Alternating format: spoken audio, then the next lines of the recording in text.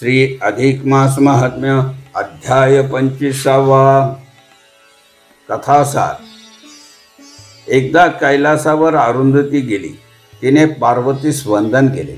तिच्याशी संभाषण करताना तिला फार आनंद झाला. मलमासाचा तो दिवस होता. अरुंधती पार्वतीस म्हणाली, माझ्या बोलण्याकडे नीट लक्ष दे. तू साक्षात जगज्जननी आदिभवानी आहेस. शिवाच्या नेहमी सानिध्यात असतेस. शंकरास तू कसे काय वश केलेस? असे कोणत्या पुण्याचे तू आचरण केलेस ते मला कृपा करून सांगावे. मी तर ऋषी भारी आहे हे तुलाही माहीतच आहे. कैलास सोडून तू कुठेही जात नाहीस. तू राग मानू नकोस. तुझ्या वृद्ध पतीकडे नेहमी तुझे ध्यान असते. त्यांच्या देहावर नेहमीच भस्माचे आवरण असते. सुगंधी तेलाचा तर पत्ताही नसतो. अंगावर नेहमी वाघाचे कातडे असते. पाणी पिण्यास तुंबा, भक्षण करण्यास पात्र असा त्रैलोक्य पाल कसा बरे तू मिळवलास? त्यासाठी तू कोणते पुण्य केले ते कृपा करून सांगावे. अरुंधतीचे असे संभाषण ऐकून पार्वतीस हसू आले. मग ती बोलू लागली, माझे पती भोळे आहेत. स्नेहपूर्वक ते माझे पालन करतात. पुत्राची जशी माता स्नेहवृद्धीने पालन करते तसा माझा भोळानाथ आहे. कृपापूर्वक स्नेहाचे तो माझे पालन करतो. विविध विनोद करून माझा संतोष देतो. वेळ आली म्हणजे संतोष देवा ही पूर्वीची रीत आहे. एके दिवशी दुर्वास ऋषी आमच्या भेटीस आले. तपस्वी शिरोमणी मूर्ती म्हणजे महाराज दुर्वास मुनी. त्यांनी माझ्या वडिलांना एक कहाणी सांगितली. ती ऐक. मलमास महिना म्हणजे भजन, पूजन, कीर्तन यांचा सोहळा. त्याचा मी मनपूर्वक आस्वाद घेतला. मी ते व्रत केले. पित्याने त्याचे उद्यापन केले. अशा प्रकारे पुण्य घडले. त्रिलोकनाथ प्रसन्न झाले. म्हणाले, तुला अर्धांगिनीचे स्थान मिळेल. त्यास त्यांनी आशीर्वाद दिला. व्रताचा प्रभाव फळास आला. श्री शंकर माझे पती झाले. असा मलमासाचा आगळा महिमा आहे.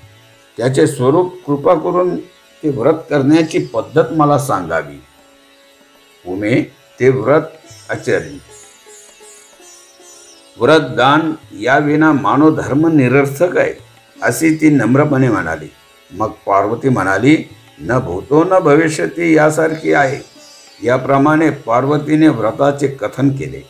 त्यावर सती अरुंधती म्हणाली, त्याची पद्धत आचरण करण्यास सोपी आहे. प्रत्येक महिन्यात पर्व द्वादशी असते. तिचा योग बघावा.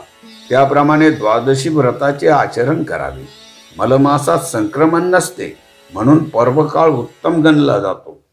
पर्वकाळी दानधर्म करावा म्हणजे शंकर प्रसन्न होतो. जशा प्रकारे दानधर्म कराल, व्रताचे आचरण कराल, त्याप्रमाणे व्रताचा फललाभ होईल असे वाक्य उच्चारताच गौरीने शंकराच्या चरणावर मस्तक ठेवले. नंतर तिने आदरभावे पूजा केली. सर्व साहित्याची पूजेत हजेरी होतीच. कशातही कमतरता भासली नाही. नंतर भूवर आसनस्थ झाली. तिने गौरी पंचक स्थापन केले. यथाविधी पूजन केले. माझे मातेने अंदन दिलेले गौरी पंचक आहे. त्याचे मी मनोभावे पूजन करते. पंचामृत पूजा, धूपदीप, पुष्पे, सौभाग्यदी, कज्जल, वस्त्रे अर्पण करून तिने गौरी पूजन केले. षडस नैवेद्य दाखविला. अशा प्रकारे महिनाभर गौरी पूजन केले. विप्रास निमंत्रण दिले.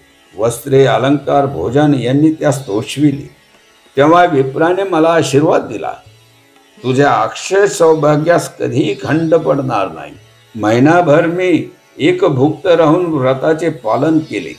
त्याचे मला संपूर्ण फळ प्राप्त झाले. ज्या नारी हे व्रत आचरतात त्यांना पुत्रप्राप्ती होते. संसारी अक्षय सौभाग्य लाभते.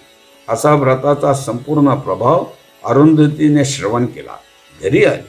त्या व्रताचे मनोभावे आचरण केले. व्रत पूर्ण होताच तिला अखंड सौभाग्य प्राप्ती झाली. आज तिची त्रिभुवनी ख्याती आहे. पार्वती अरुंधतीच्या संवादातील असे व्रत विष्णूने लक्ष्मीस कथन केले.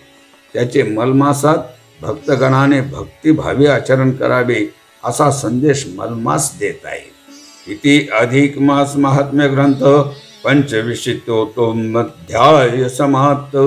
श्रीकृष्णार्पणमस्तु. शुभं भवतु.